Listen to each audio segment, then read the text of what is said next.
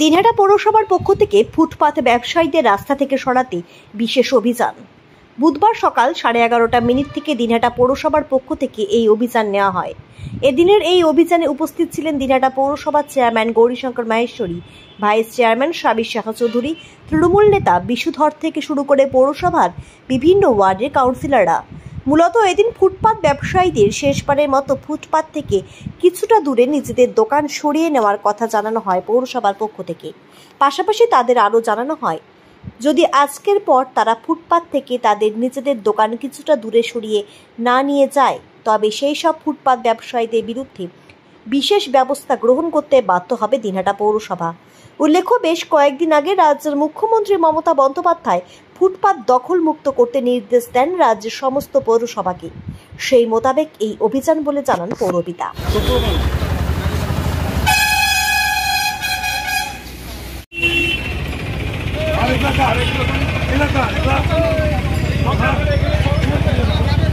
আপনার বাড়িতে সরকারি সব কাগজপত্র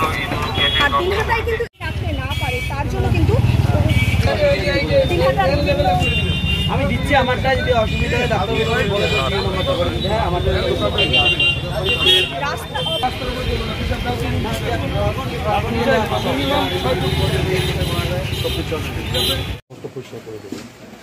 আজকে আমরা মূলত যারা পার্মানেন্ট দোকানদার আছে, যাদের সে নিজস্ব জায়গা আছে, নিজের জায়গার বাইরে তারা রাস্তায় দখল করেছে, তাদের বিক্রি করার যে সামগ্রী আছে যারা রাস্তায় সাজিয়ে রেখেছে তাদেরকে আমরা সতর্ক করেছি।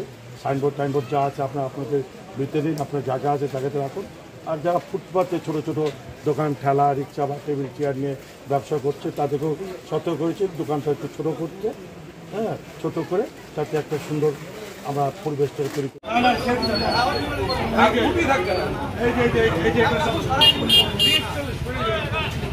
This channel does not promote or promotion any illegal activities. All content provided by this channel is meant only for educational purposes.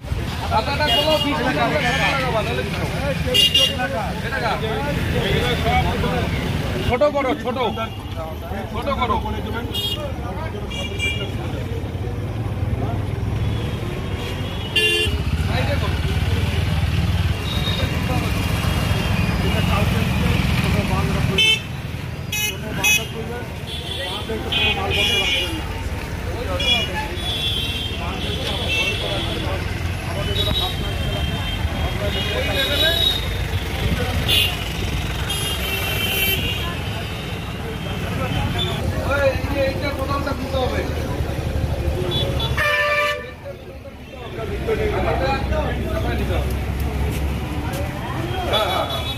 এটা আজকাল কালকে করে না, পরশু